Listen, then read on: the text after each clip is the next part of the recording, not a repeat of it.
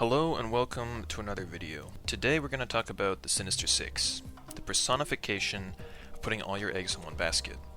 Sinister Six is a 6-cost, 12-power card with the text reading, Game Start. The first 6 cards you draw are evil.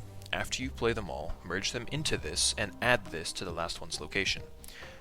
Basically, this is saying that the first 6 characters that you draw are marked, and after you play all of those onto the board, the Sinister Six will merge with them and add itself to the board at the location of the final marked card. Regardless of whether or not the Sinister Six is in hand, deck, or play, it will move. This card is kind of a puzzle, which is why I wanted to make a video about it, why I wanted to play with it. It feels like a card that has so much potential to be good, because you're always going to draw 6 cards. You can choose whether or not you have more characters in your deck to up the chances of drawing 6 characters, which means theoretically this is a win condition that you will always see as long as you can play 6 characters, which in 90% of games should be very easy to do.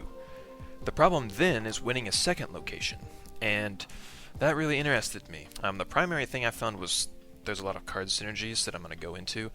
In this video we're going to talk about the card synergies, the unique interactions, and I'm going to show off some of my deck lists at the end. I might kind of cut that a little bit. I don't think any of what I've figured out is necessarily the best way to play the card. If you can think of a better way to play the card, a better interaction, or one that I missed, go ahead and comment it below. I do want to note that all of this data is current to 7/31/2026, and it is subject to change. There won't be another OTA for a minute, and when there is one, I would not be shocked by any stretch of the imagination if some of these card interactions or specific gameplay choices they made for the Sinister Six were changed, because some of the stuff feels really weirdly punishing for something that should be an upside, or just kind of clunky. Feels like it's not the way that I would have expected the card to work, and some fairly simple ways to make some big buffs. So you know what, on that topic, let's go ahead and get into some of the unique interactions. There's a variety of unique interactions. I'm just going to talk about the primary 5 or 6 interactions that will actually just ruin your game plan. You know that whole thing I was talking about earlier? Oh, it's so consistent, as long as you can play 6 characters, you always have your win condition. Yeah, there's a couple of things in here that just ruined that. Here's our first one. If the Sinister Six get discarded or destroyed, unless you can bring them back onto the board, there's no way. Your ability just goes away. Your mark disappears from the cards. You can no longer do the big merge thing, which is kind of surprising because the Sinister Six can pull cards out of the destroy pool, but they can't pull themselves out of the destroy pool. It feels like a weird double standard there, but I understand that one. That's not something I think should be changed. Another thing this is the thing that I think should be reworked, that really ruins your game plan, is any location or card that adds itself or another card from your hand to the board. So that's like Makari, Dragonlord, and Angel. Angel only is included in here if it's in your hand and marked. And actually I have a clip of this working where Makari got marked, jumped from my hand onto the board, I had played all of my other marked cards. However, I was capped at 5 out of 6 marked cards. That's because the Sinister Six's text explicitly states that you need to play the 6 evil marked cards onto the board, which means that add effects don't work. So stuff like Makari, Otto's Lab pulling something, Grand Central pulling something, Dragonlord, like any of those things that add rather than playing a card, that does not count towards the Sinister Six's 6 of 6 evil cards played. I feel like that it really acts as a penalty for locations like Grand Central Station that are normally a little upside. And I think one of the easiest buffs to Sinister Six would be changing the text's wording so that it's checking the board to see if you have had 6 marked cards on the board, and not whether or not the player themselves has played 6 marked cards. This one's one of our niche upside ones, or like niche interactions. Since Cable specifically states in its text that it's drawing a card from your opponent's deck, which is why it doesn't work with something like Victoria Hand or Quinjet, it does work with Sinister Six. Whatever your Cable pulls from your opponent's deck counts as a drawn card, and so it gets marked by Sinister Six, which could be utilized in some deck building. It's definitely something worth noting. Another thing worth noting is that if you were to remove the Sinister Six's ability with something like Zero or Nightmare, that doesn't ruin the ability, even though you may think that it would, because the ability is a game start ability, so you can change the text of your Sinister Six with Nightmare or something, and then still safely play all your marked cards and get the big merge, which means you could get a Galactus Nightmare on your Sinister Six for like a 50 power Galactus, and I want to see that happen someday.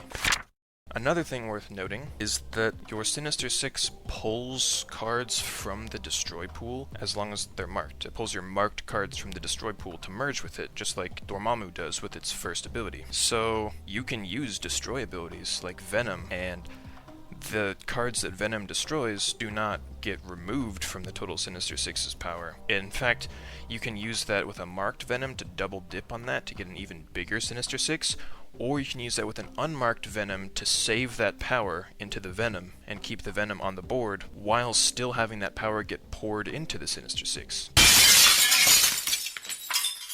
Another thing worth noting is that much like how Morgan Le Fay, when activated, tears everything out of the destroy pool and into your hand, the Sinister Six takes everything out of the destroy pool and sucks it into itself. So if you happen to have, let's say you had the Monster Island location and you destroyed a monster plus a bunch of your other marked cards, and you had a bigger marked card, you had a destroyed marked Magneto somehow, and you wanted to play Adamantium Infusion, but then that would pull that marked card, and then it would merge. Well, if you do your merge first, it sucks all of the marked cards out of the graveyard, out of the destroy pool, leaving behind only the unmarked cards, and then you could pull the monster out with Adamantium Infusion, which also means that if you happen to have not bought Adamantium Infusion, you could use something like Phoenix Force, which normally has issues because it just pulls a card, no targeting. Well, you can limit it so that there's only the big card left in the destroy pool after the merge happens, so that you can use Phoenix Force without any outright penalty.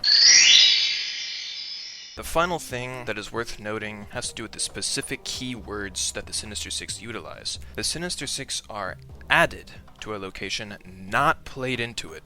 So something like Shuri's Lab or Death's Domain that specifically check to see if a card was played into the location will not activate, meaning that you can get your Sinister Six into Death's Domain or whatever other location, Altar of Death, those locations that normally it's really hard to get a card into, you can pop your Sinister Six into with no downside, which gives you a lot of flexibility over the locations you can win that you maybe normally couldn't in whatever archetype you're playing Sinister Six within.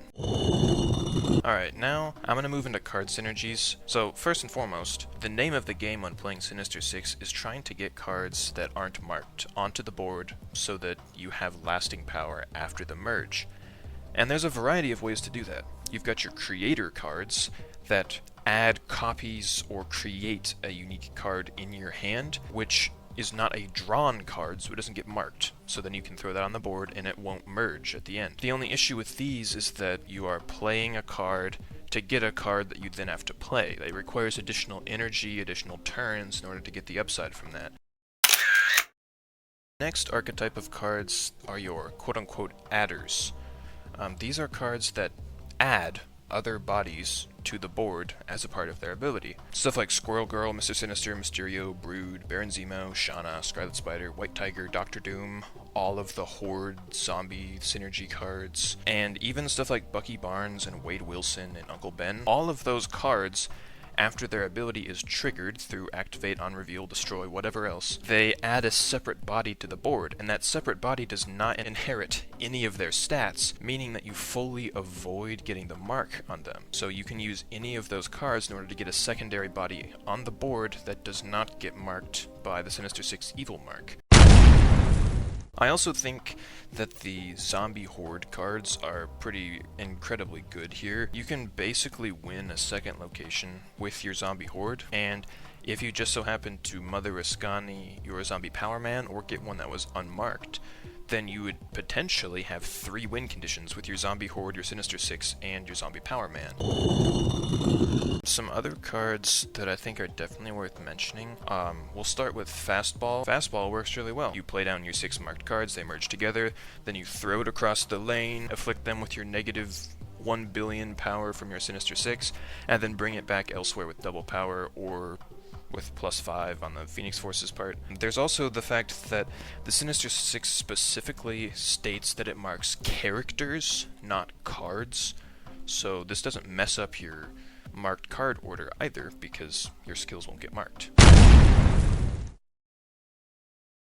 The next section includes a couple of cards that are kind of grouped together for the same reasons. We got Moira X, Moongirl, and Frigga. All of those give you the ability to target specific cards that you copy. I guess you could put Mother Ascani in there too. All 4 of those work together.